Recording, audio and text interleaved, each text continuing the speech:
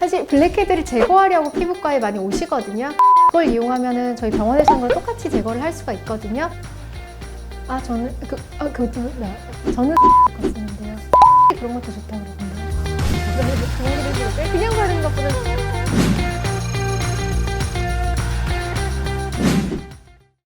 그거는 피지 분비가 많이 나오는데 그게 이제 굳어서 모공에 박혀 있는 거죠. 근데 시간이 지나면 거기 뭐 노폐물일 수도 있고 그 자체가 이제 기름기이기 때문에 산화를 해서 까매지거든요. 그래서 이제 까맣게 보이는 걸 블랙헤드라고 하고요. 블랙헤드 제일 많이 보이는 데가 이제 코랑 이제 뭐 코 주위 뭐 나비존 정도까지 뭐 그런 부위가 이제 제일 많은데 또 심하면 이제 요 뺨까지도 있을 수 있는데요.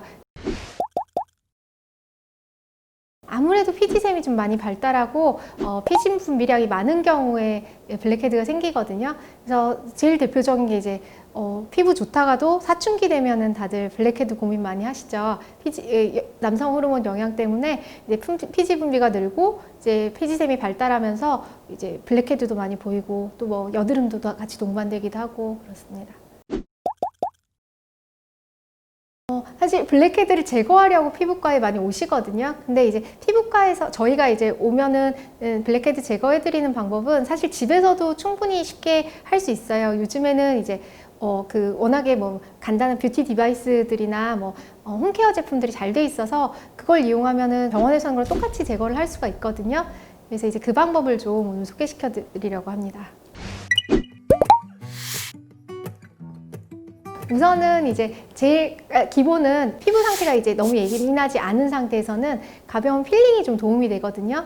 그래서 뭐 모공 입구를 좀 열어주는 역할을 하기도 하고 안에 있는 그 피지를 조금 녹여서 잘 배출될 수 있게 입구를 녹이는 역할을 하기도 하는데 여러 가지 필링제들이 요즘에는 홈케어 제품으로 많이 나와 있어요. 여러 가지 필링제 중에서도 뭐 피지를 좀 더 이제 녹인다거나 모공 입구를 좀 면포를 좀 녹인다거나 그런 효과를 여드름성 피부에도 많이 쓸 수 있는 성분이 이제 살리실산이거든요.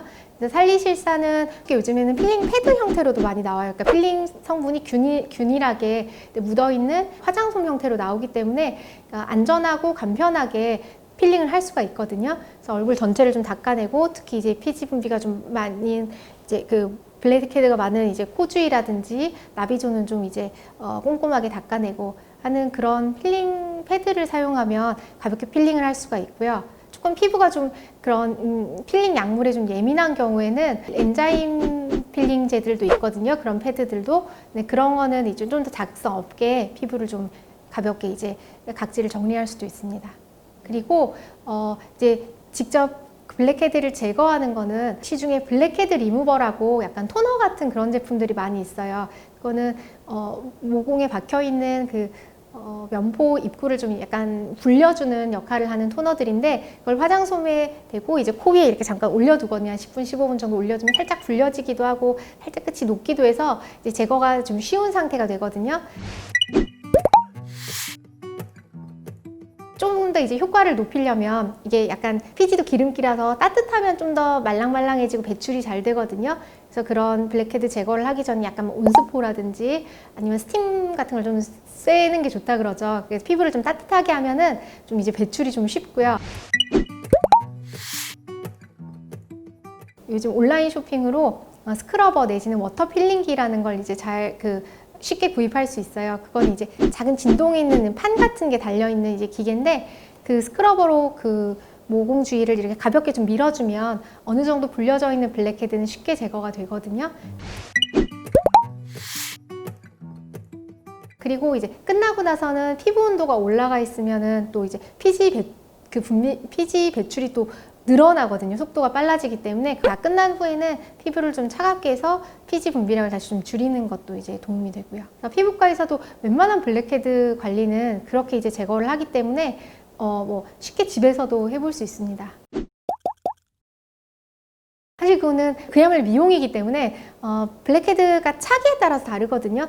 많이 피부가 민감한 편이 아니면은 여름철 같은 경우에는 뭐 하루 2, 3일에 한 번 정도도 자극이 안 되는 한에서는 계속 제거할 수 있습니다.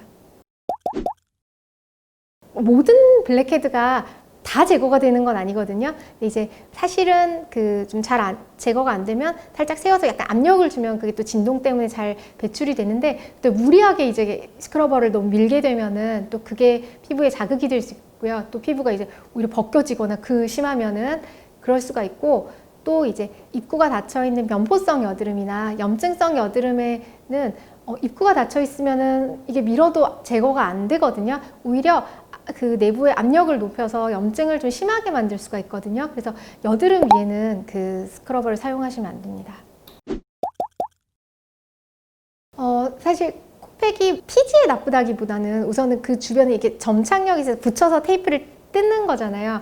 테이프를 붙였다 뜯는 게 사실 피부과적으로만 보면 어떻게 보면은 피부 장벽을 한꺼번에 제일 이제 급성 손상을 주는 방법이거든요. 피부과 연구할 때요. 그러니까 그게 이제 각질층을 싹 벗겨내 버리기 때문에, 물론 시간이 지나고 한두 번 하는 거는 피부 컨디션이 좋을 때 그게 이제 시간이 지나면 또 금방 회복을 해요. 그 뭐 한 48시간 안에 80%, 뭐 4, 5일, 5, 6일 정도면은 회복을 하지만, 반복적인 스트리핑을 자주 하게 되면 각질 자체가 그 표피랑 각질이 두꺼워지거든요. 그 반응 때문에.